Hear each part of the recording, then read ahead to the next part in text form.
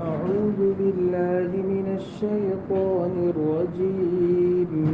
بسم الله الرحمن الرحيم. ولقد أريناه آياتنا كلها فكذب وأبى. قال أجئتنا لتخرجنا من أرضنا بسحرك يا موسى فلنأتينك بسحر مثله فاجعل بيننا وبينك موعدا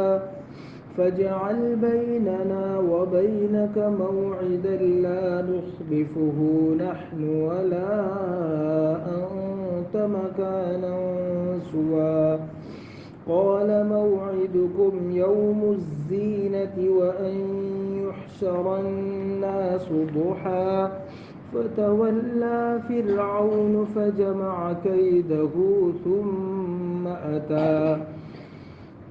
قال لهم موسى ويلكم لا تفتروا على الله كذبا فيسحتكم بعذاب وقد خاب من افترى. فتنازعوا أمرهم بينهم وأسروا النجوى قالوا إن هذان لساحران يريدان أن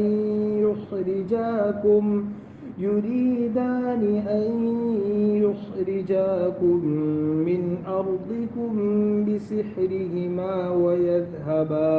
ويذهبا بطريقتكم المثلى فأجمعوا كيدكم ثم أتوا صفا وقد أفلح اليوم من استعلى. صدق اللہ العظیم. محترم بھائیوں، دوستوں، بزرگوں، سورہ طٰہٰ کی 56 نمبر کی آیت سے لے کر 64 نمبر کی آیت تک کی تلاوت ہمارے سامنے ہوئی. ان آیات میں بھی حضرت موسیٰ علیہ السلام کا فرعون کے ساتھ جو مسئلہ ہوا تھا اور آپ فرعون کو دعوت دینے کے لیے اللہ کے حکم سے تشریف لے گئے تھے، اسی کا بیان اللہ تعالیٰ فرما رہے ہیں. اس سے پہلے والی آیات میں قرآن پاک نے یہ بیان کیا تھا کہ فرعون نے حضرت موسیٰ علیہ السلام اور ان کے بھائی حضرت ہارون علیہ السلام سے پوچھا تھا کہ قال فمن ربکما، کہ تم دونوں کا پروردگار کون ہے؟ اس کے جواب میں حضرت موسیٰ علیہ السلام نے یہ کہا تھا قال ربنا الذي اعطى كل شيء خلقه ثم هدى، کہ میرا رب وہ ہے جس نے ساری چیزوں کو پیدا کیا اور پھر ان کو ان کے کام سجھائیں، کس چیز کو کیا کرنا ہے وہ سب اللہ تعالیٰ نے ساری چیزوں کو بتایا. اور پھر قرآن پاک کا جیسا کہ اسلوب ہے کہ قرآن پاک صرف قصہ نہیں سناتا، اگر درمیان میں کہیں کوئی نصیحت کی بات کرنی ہوتی ہے تو وہاں وہ نصیحت کی بات کرتا ہے. قرآن چونکہ اللہ نے اتارا ہے اپنے تعارف کے لیے، اپنی ذات کی پہچان کے لیے، تو یہاں پر قصہ روک کر اللہ تعالیٰ نے کچھ اپنی خصوصیتیں ذکر فرمائی کہ میں نے تمہارے لیے زمین بنائی، میں نے تمہارے لیے زمین میں راستے بنائے، میں نے تمہارے لیے زمین میں پانی، اور یہ ساری چیزیں اللہ تعالیٰ نے ان پچھلی آیتوں میں بیان فرمائی. اس میں سے آخری جو آیت تھی وہ یہ تھی منہا خلقناکم وفیہا نعیدکم ومنہا نخرجکم تارۃ اخری، جس میں اللہ تعالیٰ نے یہ بتایا کہ ہم نے اسی زمین میں سے تم کو پیدا کیا. اور بھی قرآن کریم کی بہت سی آیات ہے جو یہ بتاتی ہے، جسے قرآن میں اللہ پاک نے حضرت آدم علیہ السلام کو جب زمین پر بھیجنا تھا اس موقع سے اللہ تعالیٰ نے فرمایا کہ وَلَكُمْ فِي الْأَرْضِ مُسْتَقَرٌّ وَمَتَاعٌ إِلَىٰ حِينٍ، کہ تمہارے لیے زمین میں ٹھہرنے کی جگہ ہے. اس سے علماء بتاتے ہیں کہ یہ جو زمین کا گولا ہے یہی انسانوں کی رہائش کے لیے ہے اور اسی سے انسان کو پیدا کیا گیا، یہی انسان جیے گا اور اسی کی مٹی میں دفن ہوگا. اور اس سے پہلے یہ بات بھی آئی تھی کہ احادیث میں اس قسم کا مضمون بھی آتا ہے کہ آدمی کو جہاں دفن ہونا ہوتا ہے وہاں کی مٹی اٹھا کر اللہ تعالیٰ ماں کے پیٹ میں ڈال دیتے ہیں اور اسی مٹی سے اس کی پرورش بھی ہوتی ہے. تو قرآن پاک کی جتنی آیات ہیں ان آیات کو دیکھنے سے یہ معلوم ہوتا ہے کہ زمین ہی انسانوں کے رہنے کے لیے ایک عمومی جگہ بن سکتی ہے۔ اس وقت جو کرنٹ مسئلہ چل رہا ہے اور ہمارے ملک میں بڑا طوفان اٹھا ہوا ہے کہ جی ہم نے بڑا تیر مار دیا اور چاند پہ پہنچ گئے اور یہ کر لیا وہ کر لیا، قرآن یہ کہتا ہے کہ چاند انسان کے رہنے کی جگہ ہے، ایسا کہیں قرآن نے نہیں کہا۔ قرآن یہ کہتا ہے چاند کے بارے میں کہ چاند اور سورج کو اللہ نے جو اس کا دائرہ دیا ہے وہیں وہ گھومتے رہتے ہیں، اس سے جو ہے وہ 1 انچ بھی آگے پیچھے نہیں ہو سکتے ہیں۔ لیکن زمین کے بارے میں باقاعدہ قرآن نے یہ کہا ہے کہ زمین رہنے کی جگہ ہے، جس سے یہ مفہوم نکلتا ہے کہ زمین پہ ہی انسان کو اچھے سے، قرآن یہ چاہتا ہے، اسلام یہ کہتا ہے کہ انسان آسمانوں اور ستاروں پر کمندے ڈالنے کے بجائے، چاند اور سورج کو مسخر کرنے کے بجائے، اللہ نے اس کو جس مقصد کے لیے پیدا کیا اس مقصد میں لگیں۔ اللہ نے اس مقصد کے لیے پیدا کیا ہے کہ وہ اللہ تعالیٰ کی کائنات میں غور و فکر کر کے اللہ کو پہچانے، جبکہ سائنس یہ کہتی ہے کہ اس کائنات میں غور و فکر کر کے کائنات کی بڑی بڑی چیزوں کو اپنے قبضے میں لے کے خود خدائی کا دعویٰ کر دے، خود یہ کہہ دے کہ ساری چیزیں خود بخود ہوتی ہے اور سب ٹیکنالوجی کا اثر ہے اور سب قدرتی قوانین سے ہوتا ہے، قوانین فطرت سے ہوتا ہے، تو یہ غلط پیغام جو ہے وہ سائنس کی طرف سے دیا جاتا ہے۔ قرآن پاک چاند کے بارے میں نہ یہ کہتا ہے کہ وہاں رہنا ہے کہ نہیں رہنا، ہاں زمین پہ کیسے رہنا ہے وہ قرآن پاک ضرور بتاتا ہے۔ تو یہ بڑی عیاشی کی بات ہوگی، ایک فکری عیاشی کی بات ہوگی کہ سائنس وہ قدم اٹھائے جس سے انسان کو راحت پہنچے۔ اسلام وہ چیز بتاتا ہے جس سے ساری مخلوق کو راحت پہنچے، اور سائنس اس کی پرواہ نہیں کرتی ہے۔ سائنس کیا کر رہی ہے؟ سائنس اس وقت یہ کر رہی ہے کہ لاکھوں کروڑوں لوگ بھوک سے مر رہے ہیں، بدن پر پہننے کے لیے بہتیرے لوگ وہ ہیں جن کو چیتھڑا بھی میسر نہیں۔ ہم نکل جائیں ہمارے ملک میں مختلف شہروں میں، راتوں رات کو بڑا بڑا مجمع جو ہے وہ سڑک پر راستوں پر اخبار بچھا کے سویا ہوا ہوتا ہے، ایک ایسے ملک میں جہاں لوگ شام کی روٹی کو ترستے ہیں، جہاں لوگ اتنا مہنگا مہنگا اناج خریدتے ہیں، جہاں دن بدن سبزیوں کی قیمتیں اونچی ہوتی جا رہی ہیں، وہاں صرف اس بات کو تلاش کرنے کے لیے کہ چاند پہ پانی ہے کہ نہیں ہے اور چاند پہ کیسا ہے، اتنا زیادہ خرچہ کر دینا، اگر اسلام ہوتا ملک میں تو اسلام کبھی اس کی اجازت نہیں دیتا کہ جہاں لوگ ایک ایک لقمے کے محتاج ہو، بھوک سے مر رہے ہو۔ ہسپتالوں میں دیکھو ہزاروں لوگ جو ہے وہ بیماری کے علاج کے صحیح پیسے نہ ہونے کی وجہ سے وہ مر جاتے ہیں، تو وہاں اتنی ساری عیاشی کرنا۔ قرآن نہ نہیں کہتا ہے، قرآن یہ کہتا ہے کہ پہلے زمین پہ چلنے کا آدمی سلیقہ سیکھے، پھر اس کے بعد وہ چاند اور سورج پر کمندے ڈالنے کا سوچیں۔ قرآن پاک کی کسی آیت سے اس کی تردید نہیں ہے کہ چاند پر آپ تحقیق نہیں کر سکتے ہیں، بلکہ ایک مصر کے ایک بہت بڑے عالم تھے، انہوں نے قرآن پاک کی تفسیر لکھی تھی، اور اس قرآن پاک کی تفسیر کے ذریعے سے انہوں نے سائنسی چیزیں ثابت کی تھی کہ دیکھو سائنس یہ کہتا ہے، اور یہی بات قرآن 1400 سال پہلے کہہ چکا ہے، سائنس یہ اب کہہ رہا ہے اور یہی بات قرآن 1400 سال پہلے کہہ چکا ہے۔ ایسی پورے قرآن پاک کی سائنس کی روشنی میں انہوں نے تفسیر لکھی تھی، اور اس کو وہ اپنی زندگی کا حاصل اور سرمایہ سمجھتے تھے کہ میں نے اتنا بڑا کام کر دیا، اتنا بڑا کام کر دیا۔ ہمارے جامعہ ڈھابیل کے جو سب سے پہلے فارغ ہیں، جو سب سے پہلے مولوی بنے ہیں، علامہ یوسف بنوری رحمۃ اللہ علیہ، انہوں نے وہ کتاب دیکھی، ان کو وہ کتاب دیکھنے کے بعد بڑا ان کو یہ ہوا کہ اس آدمی اور اس عالم سے ملنا چاہیے اور اس کو اس کی غلطی بتانی چاہیے، انہوں نے ایک غلط کام کیا یہ تفسیر لکھ کر۔ چنانچہ جس زمانے میں مولانا مصر میں گئے تھے یا حج پر گئے تھے، مصر میں بھی جا چکے ہیں مولانا اور حج پر بھی، اسی زمانے میں ان عالم صاحب سے ملاقات ہوئی، غالباً طنطاوی رحمۃ اللہ علیہ ان کا نام ہے، ان سے ملاقات ہوئی اور ان کے سامنے وہ کتاب رکھی اور کہا کہ آپ نے بہت اچھی کتاب لکھی، بڑا ٹھیک ہے، یہ باتیں ساری صحیح ہے، لیکن اس میں ایک بنیادی غلطی کیا آپ نے، وہ یہ کیا کہ قرآن کریم کی آیات کے ذریعے سے آپ نے سائنس کو ثابت کیا۔ دیکھو سائنس میں کوئی پکی چیز نہیں ہے، آج ایک سائنسداں یہ کہتا ہے، کل کو دوسرا سائنٹسٹ آ کے کہے گا کہ نہیں اب کی تحقیق نہیں ہے، اب یہ نہیں ہے۔ پہلے کبھی کہتے تھے آسمان گھومتا ہے، پھر بعد میں سائنسدانوں نے کہا کہ نہیں زمین گھومتی ہے، کل کو کچھ اور گھما دیں گے، ان کا کوئی فکس نہیں ہے، جو انسانی تحقیق آگے بڑھتی ہے ان کے نظریات بدلتے رہتے ہیں۔ تو ان کے نظریات بدلتے بدلتے، قرآن جو ہے وہ لا تبدیل لکلمات اللہ، قرآن بدلنے والا نہیں۔ اگر آپ نے قرآن کی آیات سے سائنس کے کسی مسئلے کو ایسا ثابت کر دیا، کل کو سائنسدانوں نے اس مسئلے کو جھٹلا دیا کہ یہ بات نہیں ہے اور اس کو ختم کر دیا کہ اب ہمارا یہ نظریہ نہیں ہے، تو اس کی زد قرآن کی آیت پر پڑے گی۔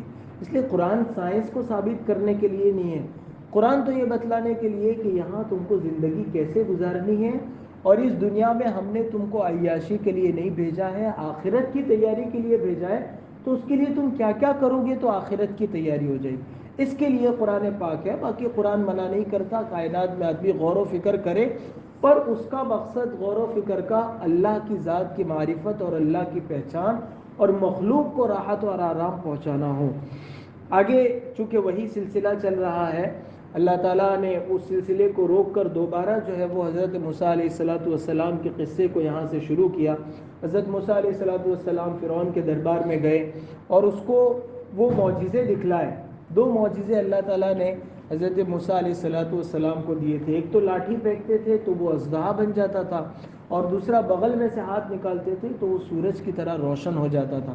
یہ دونوں باتیں جو ہے وہ حضرت موسیٰ علیہ السلام نے فرعون کے دربار میں دکھائی، اور پھر اپنی دلائل کے ذریعے سے بھی یہ کہا کہ قرآن پاک یہ کہتا ہے کہ اللہ کون ہے، اس کا تعارف کروایا، ساری باتیں انہوں نے تفصیل سے پیش کی۔ قرآن اسی کو کہہ رہا ہے کہ یہ ساری باتیں فرعون کے سامنے آئی تو اس کے بعد فرعون نے کیا کیا، وَلَقَدْ أَرَيْنَاهُ آيَاتِنَا كُلَّهَا فَكَذَّبَ وَأَبَى، حقیقت یہ ہے کہ ہم نے اس فرعون کو اپنی ساری نشانیاں دکھائی، حضرت موسیٰ کے معجزے بھی اور ان کے دلائل بھی، اپنی ساری نشانیاں دکھائی، مگر وہ جھٹلاتا ہی رہا اور مان کر ہی نہیں دیا۔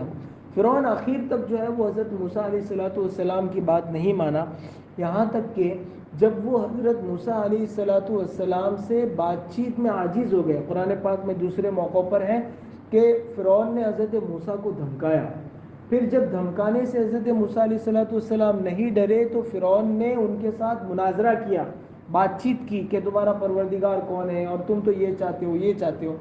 پھر جب اس سے بھی کام نہیں بنا تو فرعون نے یہ کہا کہ تم تو یہاں اس لیے آئے ہو تاکہ یہاں کے رہنے والے، مصر کے رہنے والے ہماری قوم کو یہاں سے نکالو۔ تو علماء فرماتے ہیں کہ یہ ہر زمانے کے باطل کا اور ہر زمانے کے کفر کا یہ طریقہ ہے، پہلے وہ ڈراتا ہے، پھر سامنے والا اگر نہیں ڈرتا ہے تو اس کے کلچر پر، اس کے مذہب پر، اس پر حملہ کرتا ہے، اس سے مناظرہ کرتا ہے، اور اگر ڈیبیٹ میں بھی وہ اس سے ہار جاتا ہے، مناظرے میں بھی ہار جاتا ہے، تو پھر آخری درجہ یہ ہوتا ہے کہ سامنے والے پر الزام ڈالتا ہے، اس پہ تہمتیں باندھتا ہے۔ اب دیکھتے ہیں ملک میں اس قسم کے حالات چلتے رہتے ہیں، لوگوں کو بیوقوف بنایا جاتا ہے کہ 2030 تک تو جو ہے وہ مسلمان اس ملک میں سب سے بڑی تعداد میں ہو جائیں گے اور اسلامی حکومت قائم ہو جائے گی۔ کہاں، مسلمان کو تو ابھی عزت کے ساتھ جینے کے لالے پڑے ہوئے، لیکن لوگ مانتے ہیں اس تھیوری کو کہ 2023 تک یہ ہو جائے گا اور 2050 تک مسلمان جو ہے اس ملک میں وہ پاپولیشن بڑھا، حالانکہ جو ریکارڈ ہے وہ دیکھیں تو مسلمانوں کی تعداد دن بدن ان کے یہاں جو ہے وہ گھٹ رہی ہے، لیکن وہ اس کو غلط انداز میں پیش کرتے ہیں۔ یہ باطل کا ہمیشہ سے نظریہ رہا ہے، وہ یوں اپنے لوگوں کو باور کراتے ہیں کہ یہ لوگ بڑھ جائیں گے اور پھر تم کو دیش سے نکال دیں گے۔ تو یہ دیش سے تم کو نکال دیں گے کی بات آج کے فرعون کی نہیں ہے، کل کا فرعون بھی یہی کہتا تھا۔ حضرت موسیٰ علیہ السلام کو فرعون نے یہ کہا، جب انہوں نے ڈرانے دھمکانے سے نہیں مانے، ڈیبیٹ میں ان کی بات جو ہے وہ نہیں چلی فرعون کی، تو فرعون نے حضرت موسیٰ علیہ السلام کو ڈرایا اور دھمکایا، اور دھمکانے کے بعد یہ کہا کہ تم تو یہاں اس لیے آئے ہو تاکہ ہمارے لوگوں کو ہماری زمین سے نکالو۔ قال اجئتنا لتخرجنا من ارضنا بسحرک یا موسیٰ، کہنے لگا فرعون، موسیٰ کیا تم اس لیے آئے ہو کہ اپنے جادو کے ذریعے ہمیں اپنی زمین سے نکال باہر کرو، اپنے جادو کے ذریعے؟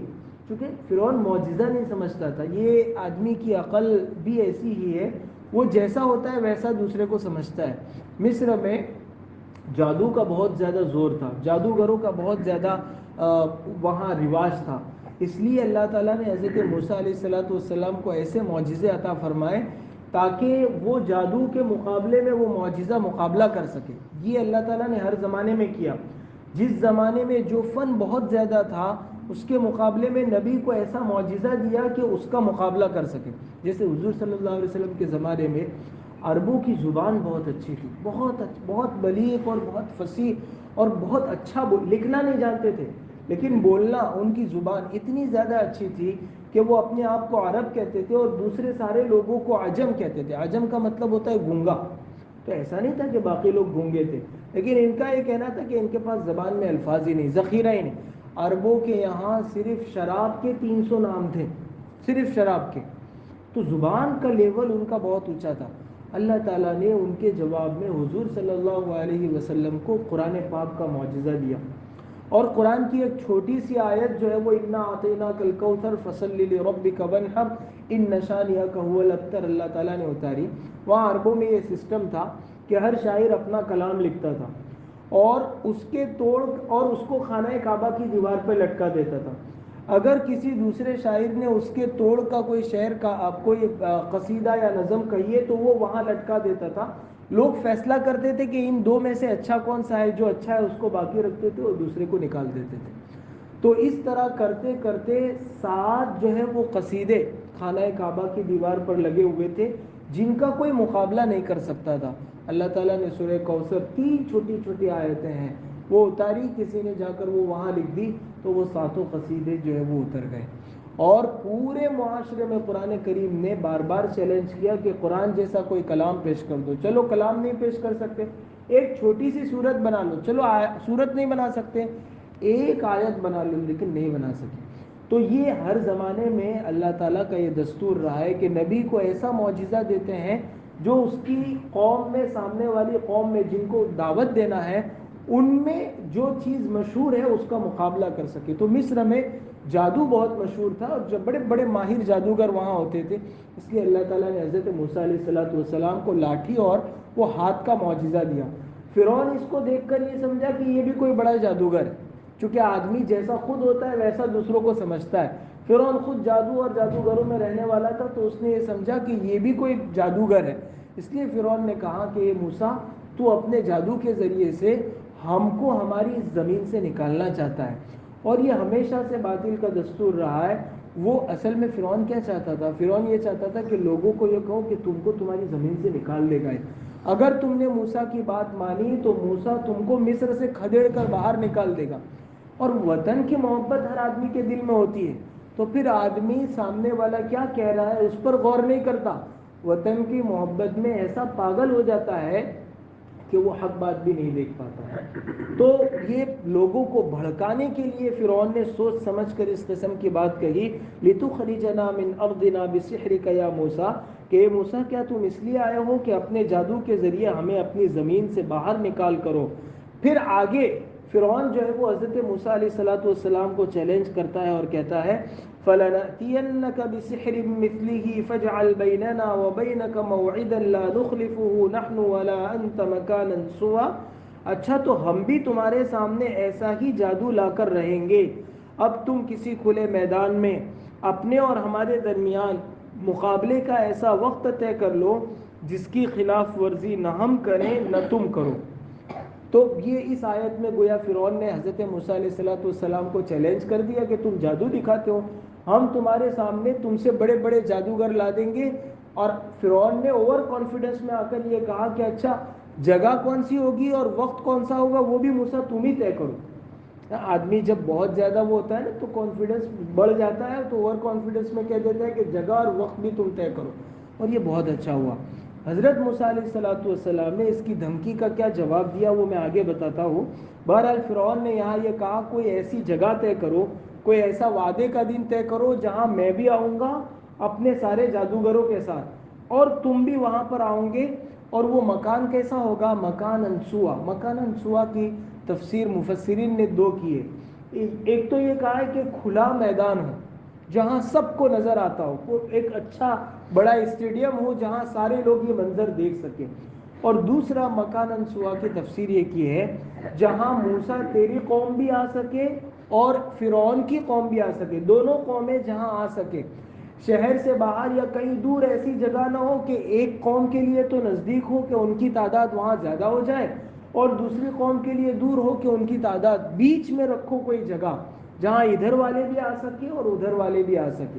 یہ خود فرعون نے کہا کہ ایسی کوئی جگہ ہمارے اور تمہارے درمیان طے ہو جائے. حضرت موسیٰ علیہ السلام نے کہا بہت اچھی بات ہے، اگر جگہ ہی طے کرنا ہے تو فرمایا قال موعدکم یوم الزینۃ وان یحشر الناس ضحیٰ.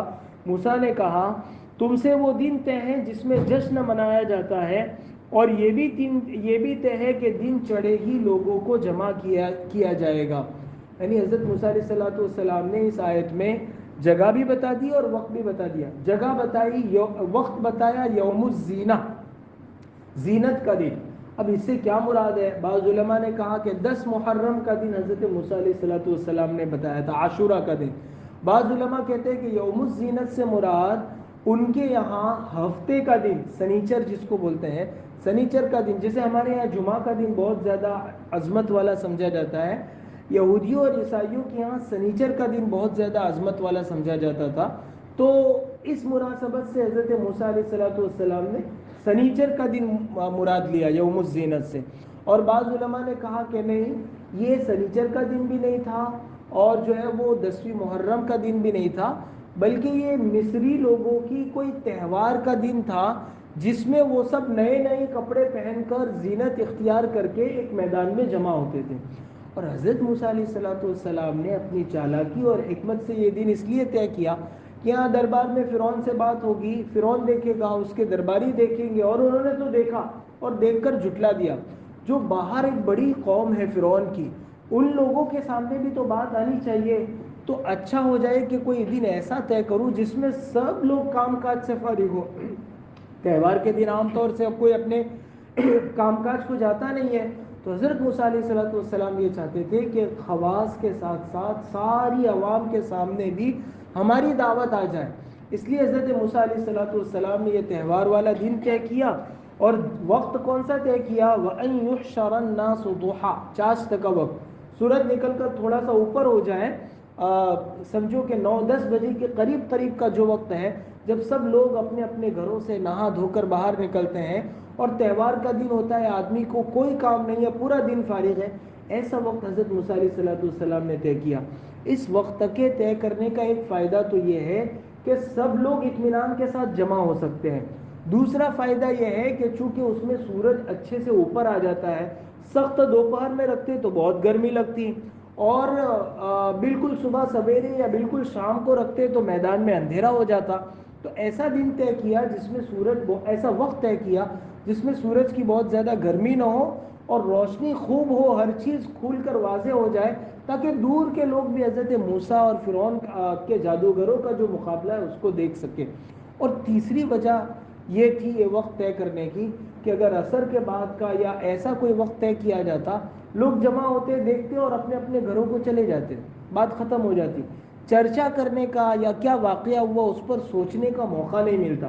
حضرت موسیٰ علیہ السلام چاہتے تھے کہ دن کے شروع حصے میں ہمارا مقابلہ ہو جائے تاکہ دن بھر لوگوں کو اس پر چرچا کرنے کا موقع ہو، کیونکہ جتنا زیادہ چرچا ہوگا اتنی بات پھیلے گی کہ موسیٰ فرعون کے جادوگروں کے مقابلے میں جیت گئے، اور فرعون کے جادوگر سب کے سب موسیٰ کے سامنے سجدے میں گر پڑے، سب نے موسیٰ کا مذہب قبول کر لیا، موسیٰ کے خدا کو مان لیا. تو اتنی زیادہ فرعون کی رسوائی ہوگی، فرعون نے تو خدائی کا دعویٰ کیا. اس لیے بڑی چالاکی سے حضرت موسیٰ علیہ السلام نے دن بھی اور ساتھ ساتھ میں وقت بھی ایسا طے کیا جس میں ان کا زیادہ سے زیادہ پیغام لوگوں کے سامنے جا سکے. فَتَوَلَّى فِرْعَوْنُ فَجَمَعَ كَيْدَهُ ثُمَّ أَتَىٰ، چنانچہ فرعون اپنی جگہ واپس چلا گیا. یہ دربار میں بات چیت ہو رہی تھی، وہاں دربار سے نکل کر بات ہو گئی تھی کہ فلانی تاریخ کو تم بھی آ جانا اور میں بھی آ جاؤں گا. فرعون وہاں سے واپس اپنے محل میں چلا گیا، اور محل میں جا کر فَجَمَعَ كَيْدَهُ، اس نے اپنی ساری تدبیریں اکٹھی کی. کیا تدبیر تھی؟ تو اس کی علماء نے اس کی وضاحت لکھی ہے کہ سارے ملک سے اس نے جادوگروں کو بلایا. حضرت ابن عباس رضی اللہ عنہما کے کہنے کے مطابق 72 بڑے بڑے جادوگر تھے، چھوٹے تو اور تھے 72، بلکہ بعض علماء نے لکھا ہے کہ 400 سے لے کر 9 لاکھ تک کے جادوگر، چھوٹے بڑے سب ملا کر سب کو فرعون نے بلا لیا تھا کہ فلانی تاریخ کو تم سب کو آ جانا ہے، اور اس طرح جو ہے وہ ایک آدمی ہے اس کے ساتھ تمہارا مقابلہ ہوگا. اور ان کا جو سردار تھا جادوگروں کا، اس کا نام بھی کتابوں میں ہے شمعون، ان کے سردار کا نام تھا، بعض روایتوں میں کہ ان کا جو سردار تھا وہ آنکھوں سے اندھا تھا۔ بہرحال یہ سب، اور ان کو کیا کیا جادو کے لیے چیزیں چاہیے، وہ ساری چیزیں جو ہے وہ فرعون نے ان کو دے دی اور کہا کہ فلانی تاریخ کو تم سب کو حاضر ہونا ہے۔ اسی کو قرآن پاک نے صرف اتنے ٹکڑے میں بیان کیا۔ قرآن کا چونکہ اسلوب ہے، قرآن نے یہ سب ذکر نہیں کیا کہ کس جادوگر کو بلایا اور کیا بات چیت ہوئی، ایک آیت میں سارے اس قصے کو سمیٹ لیا، کیونکہ قرآن جب بھی کوئی قصہ بیان کرتا ہے تو جیسے ہسٹوری کی کتاب میں ہوتا ہے، جیسا فلموں میں ہوتا ہے، جیسا ناولوں میں ہوتا ہے کہ سب لائن سے گنا، ایسا نہیں ہوتا قرآن میں۔ قرآن جو ہے وہ قصے کی ضروری باتیں ذکر کر دیتا ہے، باقی قصے کی باتیں یا تو حدیث سے یا علماء کی باتوں سے نکلتی ہے۔ قرآن چونکہ کہانی کی کتاب، بار بار یہ بات آتی ہے کہ قرآن کہانی کی کتاب نہیں ہے، عبرت حاصل کرنے کی کتاب ہے۔ فتولی فرعون فجمع کیدہ ثم اتی، چنانچہ فرعون اپنی جگہ واپس چلا گیا اور اس نے اپنی ساری تدبیریں اکٹھی کی، پھر مقابلے کے لیے آ گیا۔ جو دن طے تھا اس دن فرعون بھی مقابلے کے لیے آیا، سارے اس کے وزیر آئے، اور فرعون کی اپنی بادشاہت تھی اس میدان میں، اس کے لیے بڑی جو ہے وہ کرسی لگائی گئی، شاہی تخت بچھایا گیا، لائن سے اس کے جو ہے وہ سارے درباری اور اس کے جتنے وزیر تھے وہ بیٹھے، دوسری طرف یہاں جو ہے وہ جتنے جادوگر تھے وہ جمع ہوئے، پیچھے فرعون کی ساری قوم جمع ہوئی، سامنے حضرت موسیٰ علیہ السلام اور حضرت ہارون دو بھائی کھڑے ہیں، اور پیچھے ان کی قوم کے بنی اسرائیل کے جتنے لوگ تھے وہ کھڑے ہیں۔ پورا میدان سج گیا ہے، چاروں طرف سے جو ہے وہ فرعون کی جے کے نعرے لگ رہے ہیں، بلکہ فرعون نے ان جادوگروں سے پرسنل بلا کر ان کو یہ کہا تھا کہ دیکھو آج اگر تم جیت گئے نا تو تم سب کو میں اپنے دربار میں رکھ لوں گا، میں اپنا قریبی بنا لوں گا، اور بڑے لوگوں کی طرف سے، بادشاہوں کی طرف سے کہا جائے تو بہت بڑا انعام ہوتا ہے۔ تو فرعون نے ان کو بھی اکسایا، اور یہ لوگ جب سب میدان میں آ گئے، سب مقابلہ سج گیا، حضرت موسیٰ علیہ السلام نے چاہا کہ مقابلہ شروع ہونے سے پہلے ان کو دعوت دے دو، اور یہ بھی قرآن پاک کا اور اسلام کا، بلکہ سارے ہی انبیاء کا یہ اسلوب اور طریقہ رہا ہے کہ مقابلہ کرنے سے پہلے سامنے والے کو ایک بار اور موقع دیتے تھے کہ سوچ لو، دیکھو ہم دوبارہ دعوت دے رہے ہیں۔ حضرت موسیٰ علیہ السلام نے آگے کی آیت میں جادوگروں سے خطاب کیا ہے کہ دیکھو تم اللہ کے معجزے کا، اللہ کے دیے ہوئے معجزے کا جادو سے مقابلہ کر کے بہت بڑا گناہ کر رہے ہو، بہت بڑی غلطی کر رہے ہو، جادو الگ چیز ہے اور اللہ کی طرف سے دیا ہوا معجزہ الگ چیز ہے، یہ نگاہوں کا ہیر پھیر نہیں ہے، معجزہ حقیقت ہوتا ہے، تم معجزے کا مقابلہ نہیں کر سکتے، اور جس نے اللہ کا مقابلہ کیا، اللہ کو جھٹلایا، وہ ناکام ہوگا۔ حضرت موسیٰ علیہ السلام نے اس موقع سے فرعون کے جادوگروں کو سمجھایا۔ اس سے یہ معلوم ہوا، یہ سبق ملا، حالات کتنے ہی خراب ہو، ایک دعوت دینے والے آدمی کو کبھی بھی نا امید نہیں ہونا چاہیے۔ اور دوسرا یہ سبق ملا کہ داعی ہر وقت ہوشیار رہتا ہے، چوکنا رہتا ہے، جہاں دعوت کا موقع ملا فوراً اپنی دعوت پیش کر دیتا ہے۔ یہ جو سیلز مین ہوتے ہیں اور چیزوں کا تعارف کرانا ہے، وہ کہیں خاموش نہیں رہتا، جہاں اس کو لگتا ہے کہ میرا پروڈکٹ یہاں چل سکتا ہے، میں اس آدمی کو پہنا سکتا ہوں ٹوپی، میں اس کو سمجھا سکتا ہوں، وہ فوراً جو ہے وہ اپنی چیز، حالانکہ خراب چیز ہوتی ہے، چائنا مال ہوتا ہے، لیکن وہ ایسا بولتا ہے کہ ٹرین میں اس ڈبے میں موجود سبھی لوگ اس کو لینے کے لیے لپکتے ہیں، تو کہیں بھی وہ موقع چوکتا نہیں۔ یہ انبیاء کا طریقہ ہے، انبیاء اپنی حق، وہ جھوٹی دعوت نہیں دیتے، اپنی حق بات کی دعوت میں کبھی بھی نہیں چوکتے اور ہر موقع پر چوکنا رہتے ہیں۔ علماء اس آیت کے تحت لکھتے ہیں کہ ہر دعوت دینے والے داعی اور مسلمان کو بھی اسی طرح چوکنا رہنا چاہیے، اور دعوت دینے کا کوئی موقع اپنے ہاتھ سے اس کو چھوڑنا نہیں چاہیے۔ حضرت موسیٰ علیہ السلام نے ان جادوگروں سے کہا، قال لهم موسى ويلكم لا تفتروا على الله كذبا فيسحتكم بعذاب وقد خاب من افترى۔ موسیٰ نے ان جادوگروں سے کہا، افسوس ہے تم پر، یہ اسلام کی جتنی لڑائیاں ہیں ان لڑائیوں کو بھی آپ پڑھو گے، جتنے جہاد ہوئے تو جہاد میں جانے سے پہلے امیر لشکر کو یہ حکم ہوتا ہے کہ لڑائی شروع کرنے سے پہلے ایک مرتبہ پھر جو ہے وہ کافروں کے سامنے جا کر ہمارا کوئی بندہ دعوت دے، اس کے بعد لڑائی کی شروعات ہو۔ اسی لیے لکھا ہے کہ اگر کسی شہر کو مسلمانوں نے دعوت دیے بغیر فتح کر لیا تو وہ درست نہیں، اور ایسا واقعہ ہوا ہے۔ حضرت عمر ابن عبدالعزیز کے زمانے میں اسلامی لشکر سے ایک جگہ چوک ہو گئی اور انہوں نے ایک شہر فتح کر لیا، اور شہر فتح کرنے کے بعد وہاں پر مجاہدین قابض ہو گئے، وہاں رہنے لگے۔ وہاں کی قوم میں سے کسی آدمی نے عمر ابن عبدالعزیز کو خط لکھا کہ تمہارا اسلام تو یہ کہتا ہے کہ لڑائی کرنے سے پہلے سامنے والے کو موقع دو، جہاد کرنے سے پہلے، ہم تک تو کوئی دعوت ہی نہیں پہنچی۔ حضرت عمر ابن عبدالعزیز نے اس شہر کے قاضی کو بلایا اور کہا کہ کیا واقعہ ایسا ہی ہے؟ اس نے سر شرمندگی سے سر جھکایا اور کہا کہ ہاں، مسلمان مجاہدین سے اس موقع سے چوک ہوئی ہے، واقعہ ایسا ہی۔ 4 مہینے ہو چکے تھے فتح ہوئے، وہاں لوگ رہنے لگے تھے، بلکہ کتابوں میں لکھا ہے کہ وہاں مجاہدین نے زمین میں کھیتی کرنا شروع کر دیا تھا، اور 4 مہینے میں تو وہ کھیتی اچھی بڑھ گئی تھی۔ عمر ابن عبدالعزیز نے حکم دیا کہ سارے مجاہدین اور سارے مسلمان بغیر شہر سے کوئی ایک چیز لیے، بغیر شہر سے کوئی ایک چیز لیے، سب کے سب اسی حال میں واپس آ جاؤ، اس شہر پر قبضہ کرنا تمہارے لیے جائز نہیں ہے، اس لیے کہ تم نے پہلے اسلام کی دعوت نہیں دی۔ چنانچہ سب کے سب لوگ واپس نکلے، دوبارہ جو ہے وہ، اور شہر پورا شہر کے لوگوں کے حوالے کر دیا، اور دوبارہ صف لگائی گئی جہاد کے لیے، مقابلے کے لیے، اور پھر ایک آدمی ان میں سے آگے بڑھا اور وہ شہر والوں کو دعوت دی مسلمانوں کی اس حسن اخلاق کو دیکھ کر۔ اور باقی ہاتھ آیا ہوا مال کون واپس کرتا ہے؟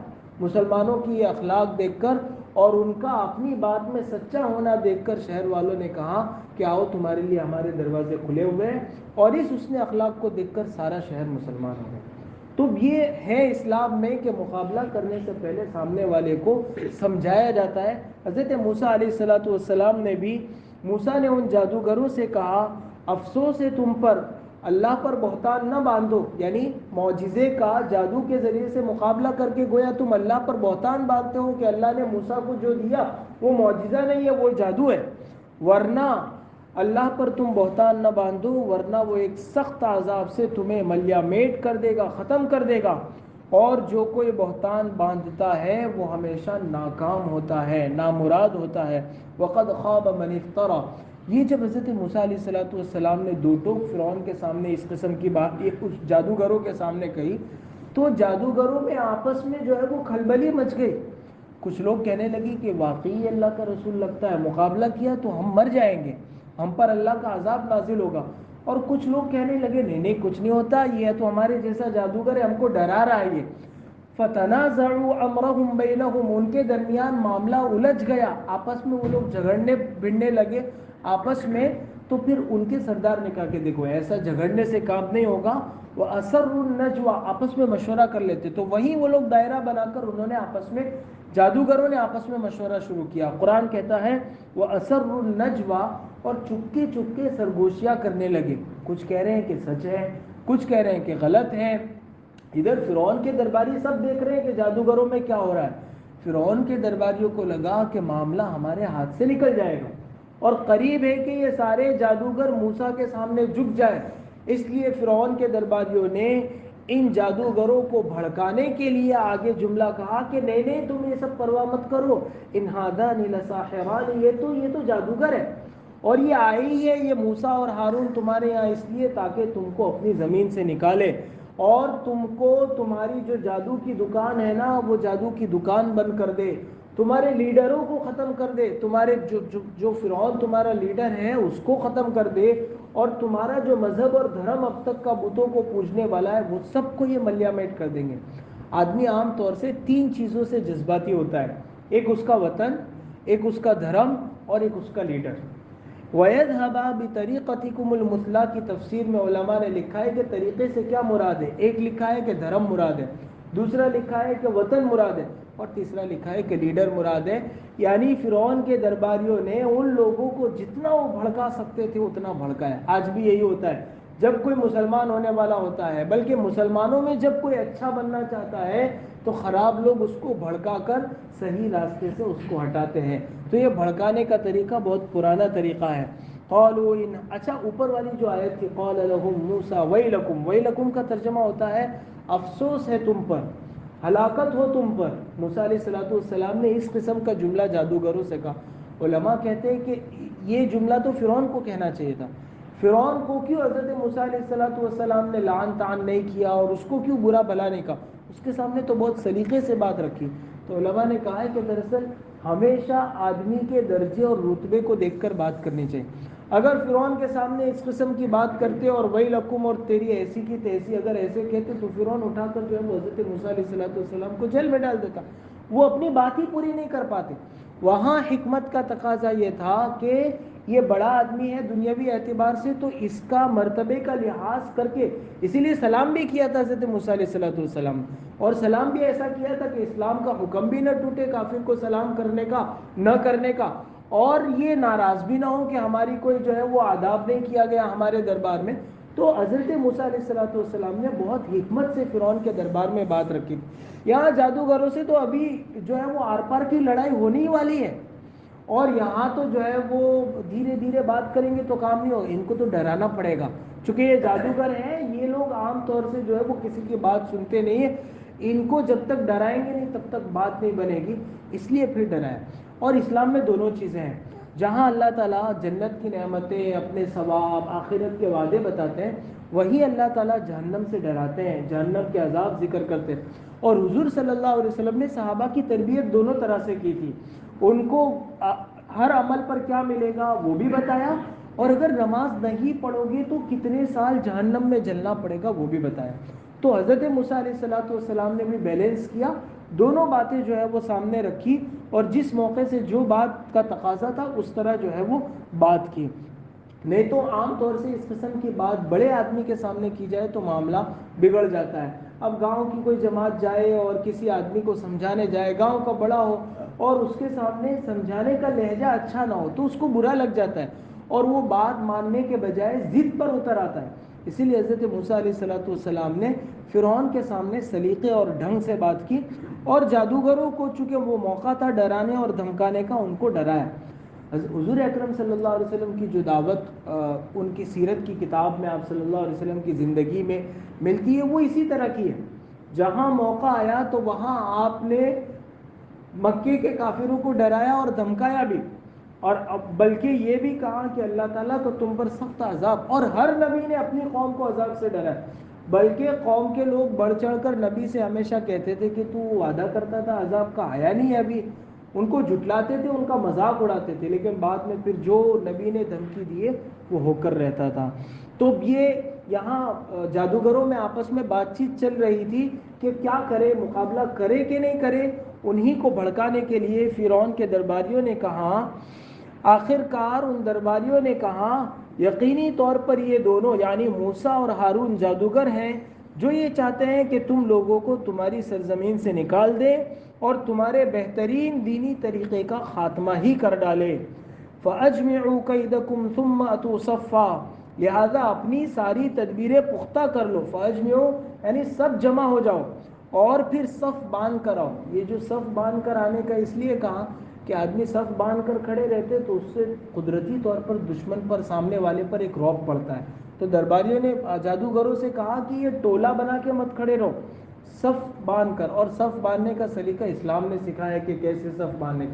ہم دیکھتے ہیں کبھی اس قسم کا ویڈیوز ہوتے ہیں کہ کچھ لوگ جمع ہیں اور ہنگامہ کر رہے ہیں, آدمی دیکھتا ہے کوئی اس پہ کوئی اثر نہیں ہوتا, لیکن فوج جب مارچ کرتی ہے یا جو ہے وہ فوجی دستے جب مارچ کرتے ہیں, پولیس جب فلیگ مارچ کرتی ہے تو قدرتی طور پر آدمی کے دل پر ایک اثر پڑتا ہے, کیونکہ صف بندی کے ساتھ منظم طریقے سے حضور اکرم صلی اللہ علیہ وسلم نے بدر کے میدان میں جو مسلمان جیتے اس میں جہاں اللہ کے رسول کی دعا تھی, اللہ کی مدد تھی, فرشتوں کا اترنا تھا, صحابہ کی ان سب چیزوں کے علاوہ تکنیکی دنیا میں ایک یہ تھا کہ حضور صلی اللہ علیہ وسلم نے صف بنائی تھی ایک ہر مسلمان, اور یہ کہا تھا کہ کوئی بھی صف سے آگے نہیں بڑھے. جبکہ سامنے جو 1000 کا لشکر تھا نا وہ کوئی خاص صف بنائے ہوئے نہ تھا, وہ ایک جتھا ایک ہجوم تھا. تو ہجوم کے مقابلے میں اگر صف بنا کر کھڑے رہے تو زیادہ جو ہے وہ پاور پڑتا ہے اور مجمع بھی زیادہ دکھتا ہے. اب یہاں جو ہے وہ پہلے ہی یہ تو 400 سے 9 لاکھ تک کے آئے تھے, اب صف بنا کر کھڑے رہے تو پورے میدان میں جادوگر ہی جادوگر نظر آ رہے, اور سامنے مقابلے کے لیے 2 آدمی ہیں, موسیٰ اور ہارون. تو یہ لوگ اپنی جو ہے وہ میجورٹی بتانے کے لیے انہوں نے کہا کہ صف باندھ کر کھڑے رہو تاکہ سامنے والوں پر اثر پڑے. فَأَجْمِعُوا كَيْدَكُمْ ثُمَّ أَتُوا صَفًّا, لہٰذا تم اپنی ساری تدبیریں پختہ کر لو پھر صف باندھ کر آ جاؤ اور یقین رکھو کہ آج جو غالب آ جائے گا فلاح اسی کو، کامیابی اسی کو حاصل ہوگی. یعنی وہ جادوگروں سے کہا کہ آج تو ہمارے دین اور ہماری زندگی کا آخری دن ہے، آج اگر ہار گئے تو پھر ہم کو کوئی اس ملک میں پوچھنے والا نہیں، اس لیے جتنا زور تمہارے پاس ہے نا آج وہ سارا کا سارا زور لگا دینا. ادھر ان کی ساری تقریریں جو ہے وہ اور خوب جے فرعون کی ہوئی، اور فرعون نے کہا کہ اگر جیت گئے تو تم کو یہ دوں گا یہ دوں گا. پورا ماحول جو ہے وہ مقابلے کے لیے گرم ہو گیا. تو اب آگے جو ہے وہ حضرت موسیٰ علیہ السلام فرعون سے بات چیت کر رہے ہیں، وہ آگے انشاءاللہ اگلے درس میں انشاءاللہ آگے آئے گا کہ کیا ہوا، حضرت موسیٰ نے کیا کہا اور پھر ان کا مقابلہ کیسے ہوا. اللہ تعالی ہمیں قرآن میں آئی ہوئی ان تمام باتوں پر عمل کرنے کی توفیق عطا فرمائے. سبحانک اللہم و بحمدک و تبارک اسمک و تعالی جدک و لا الہ غیرک. ربنا آتنا في الدنيا حسنة وفي الآخرة حسنة وقنا عذاب النار. ربنا ظلمنا أنفسنا وإن لم تغفر لنا وترحمنا لنكونن من الخاسرين. ربنا آتنا في الدنيا حسنة وفي الآخرة حسنة وقنا عذاب النار. ربنا لا تزغ قلوبنا بعد إذ هديتنا وهب لنا من لدنك رحمة إنك أنت الوهاب. اللہ ہمارے گناہوں کو معاف فرما، اللہ ہماری خطاؤں سے درگزر فرما، اللہ ہماری سیئات کو حسنات سے مبدل فرما، اللہ ہمارے ظاہر اور باطن کو اچھا بنا دے. اللہ ہمیں بیماریوں سے شفائے کامل عاجل مستمر عطا فرما. اللہ ہمارے جسم سے زیادہ ہماری روح بیمار ہے، اللہ ہماری روح کو بھی تمام اخلاقی برائیوں سے پاک اور صاف فرما کر اپنی عبادت کی طرف رغبت کرنے والی، قرآن پاک کی تلاوت کرنے والی، نمازوں میں حاضری دینے والی، نماز کا شوق اور شغف رکھنے والی روح اللہ ہماری سب کی بنا دے. اللہ ہم سب کو نفس مطمئنہ عطا فرما، اللہ ہم سب کو نفس مطمئنہ عطا فرما. اللہ نفس امارہ کے شر سے ہماری حفاظت فرما، اللہ شیطان کے شر سے ہماری حفاظت فرما. اللہ ہماری اس مجلس کو بھی انتہا قبول فرما، اللہ اس میں آئی ہوئی باتوں پر عمل کرنے کی توفیق عطا فرما. اللہ اس مجلس کو ہمارے لیے آخرت، دنیا اور آخرت میں خیر اور بھلائی کا ذریعہ بنا. اے اللہ ہمارے لیے آخرت میں نجات کا ذریعہ بنا. اللہ قرآن پاک کا نور، قرآن پاک کے نور سے ہمارے سینوں کو منور فرما، قرآن پاک کی تلاوت سے ہمارے گھروں کو آباد فرما، قرآن پاک کی برکت سے ہمارے گاؤں اور دیہاتوں اور شہروں کو آباد فرما. اے اللہ یہاں موجود تیرے تمام بندوں کی جائز اور نیک مرادیں پوری فرما. نبی اکرم صلی اللہ علیہ وسلم نے خیر کی لائن سے جتنی دعائیں مانگی اور بتلائی ہمیں اور پوری امت کو عطا فرما. جن شرور سے پناہ چاہیے ان سے ہماری اور پوری امت کی حفاظت فرما. محض اپنے فضل اور کرم سے نبی پاک صلی اللہ علیہ وسلم کے صدقہ طفیل ہماری دعاؤں کو قبول فرما. ربنا تقبل منا انك انت السميع العليم وتب علينا انك انت التواب الرحيم. وصلى الله تعالى على خير خلقه سيدنا ومولانا محمد وآله وصحبه اجمعين برحمتك يا